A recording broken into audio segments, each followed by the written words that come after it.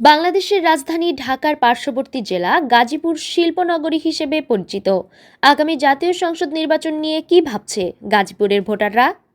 সামনের যে নির্বাচন, আসলে সেই নির্বাচনে আমি সম্পূর্ণ পজিটিভলি দেখতেছি। কারণ বিগত 17টি বছর আমাদের বাংলাদেশে যারা বসবাস করছি, এরা ফ্যাসিস্ট সরকারের অত্যাচারের স্ট্রিম রুলার দেখেছি। তারা কিভাবে মানুষকে দমিয়ে রেখেছিল, কিভাবে তাদের মত প্রকাশ করতে বাধা দিয়েছিল।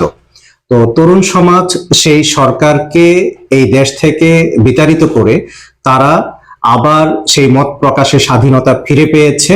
এবং বর্তমান তরুণ সমাজ বিভিন্ন Dhaka university, Jagannath university, Rajshahi university সহ বিভিন্ন ভার্সিটিতে আমরা ইসলামের এবং যারা ন্যায় এবং ইনসাফের পথে আছে তাদের বিজয় আমরা দেখেছি। সেই বিজয় থেকে আমরা শতভাগ বিশ্বাস করি নতুন প্রজন্মের বাংলাদেশ পজিটিভ, এবং যারা ইনসাফ এবং সৎভাবে সমাজ প্রতিষ্ঠা করার কথা বলছে, তারা সামনে আমরা বিজয়ের বেশেই দেখবো ইনশাআল্লাহ।